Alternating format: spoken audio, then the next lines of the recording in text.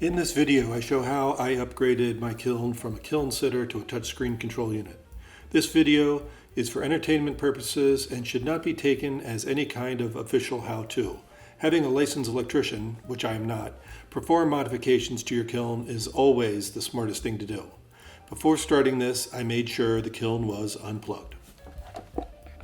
So I'd been given this kiln, which had a KilnSitter on it. It's a Skutt 1018, and it was in really good shape, but I know I wouldn't get a whole lot of use out of it with the KilnSitter.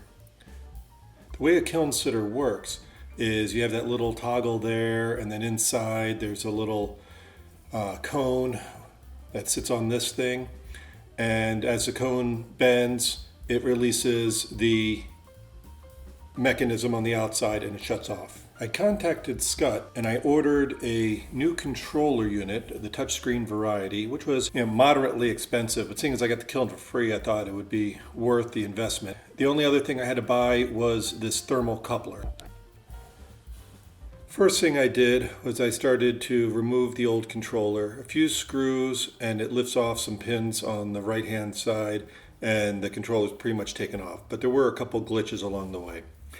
I had a person who had another kiln that needed a controller, and they were perfectly fine with a KilnSitter. So I was trying to preserve as much as I could as I took it apart and reassembled pieces to allow them to reuse this unit.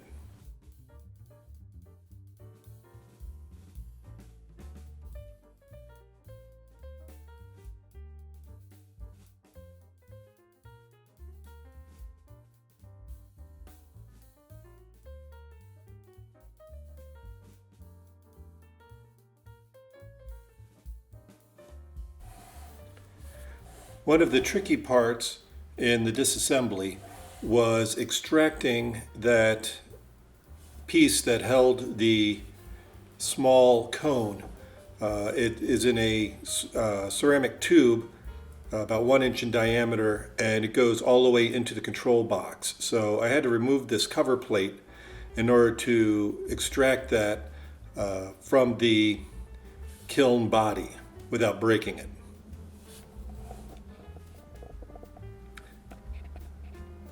It hid behind the control panel. There's a couple of screws that connect it to the control panel right here, and when they come off, it's easy to just slip the tube right out of the body of the kiln.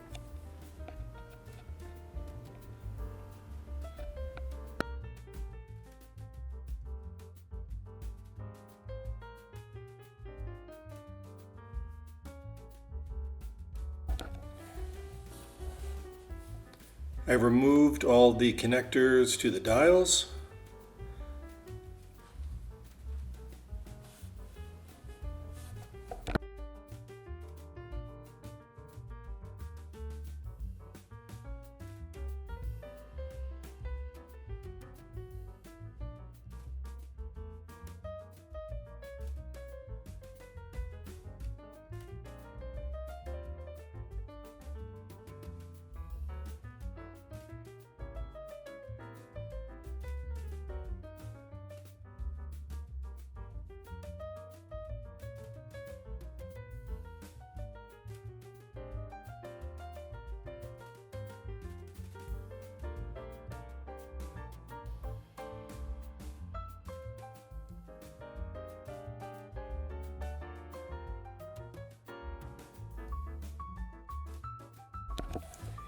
I removed all of the old connectors and stripped the wires a ½ inch so that I can join them together and insert them into the new high temp connectors that I bought to attach it to the controller.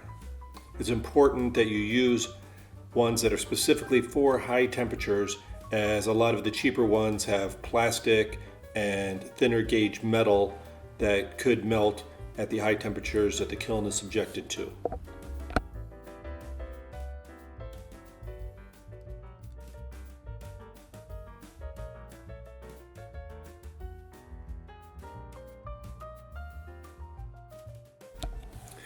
I went on the Skutt website and downloaded their wiring diagram.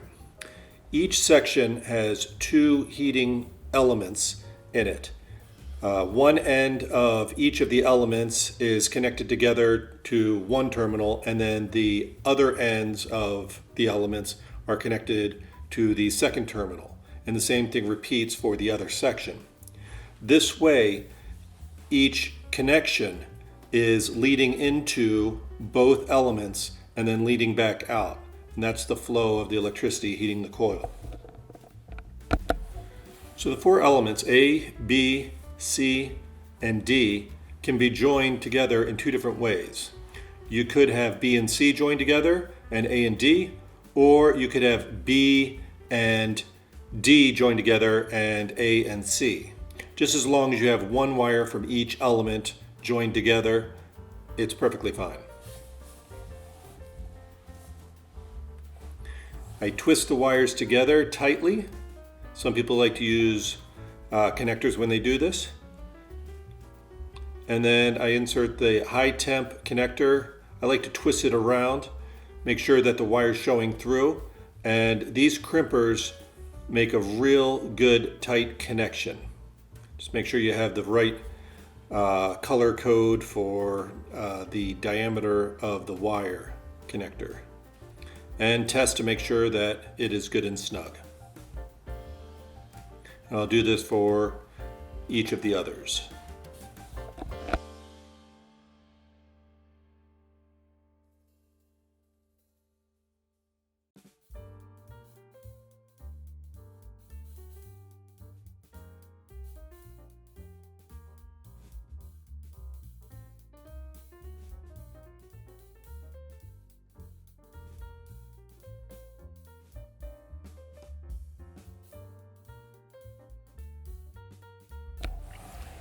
The bottom section is connected the same as the top. You have four different element wires coming out, and you can join them AC, then BD, or you can join them AD, BC. This as long as you have one wire from each element in your connection.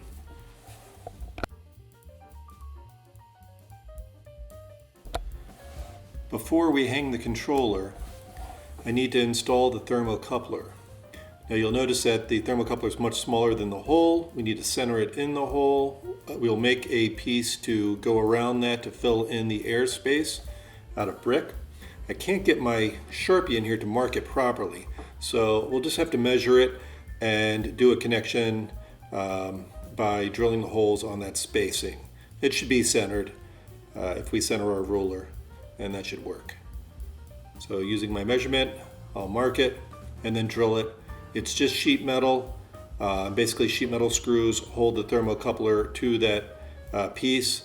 It doesn't actually connect to the brick of the kiln.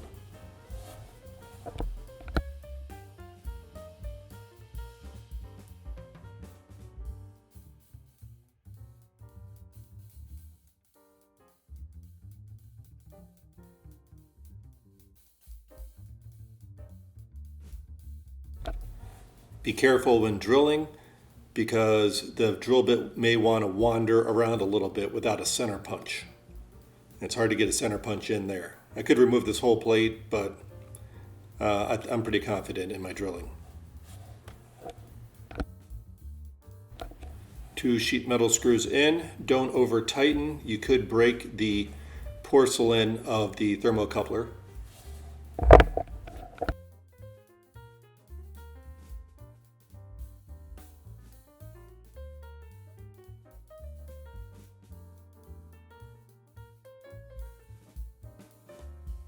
Here you can see the amount of airspace that we have around the thermocoupler.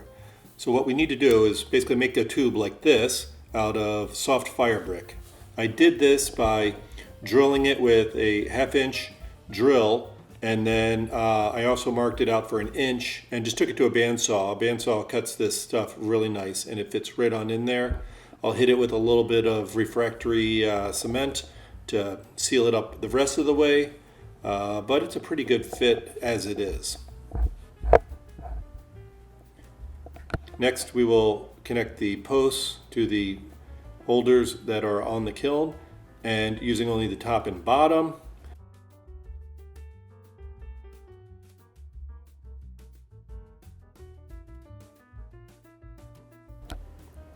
First thing I'm going to connect is the thermocoupler. Make sure you have the plus and minus on the correct spot so you get an accurate reading.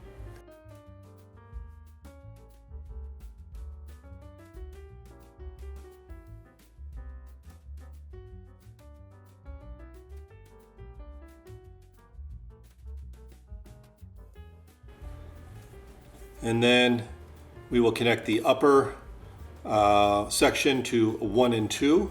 Doesn't matter which one connects to which, as long as you have one of them going to 1 and one of them going to 2. And then the lower section connects to 3 and 4. It's marked for 5 and 6. If it were a larger kiln, that's where the posts would be for the connectors.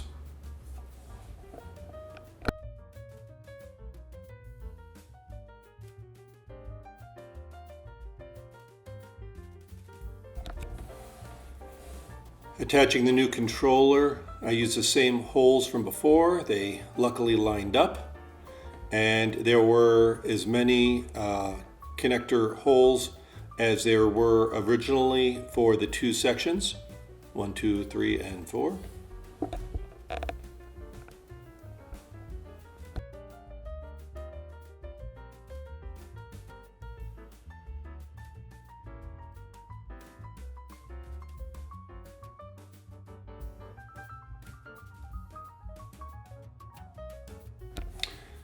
Very gratifying removing the cover to the new controller.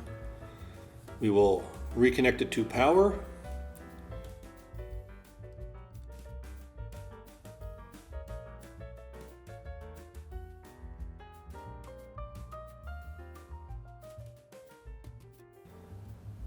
And behold, it lights up. If you found this video helpful, interesting, or entertaining, please hit the like button.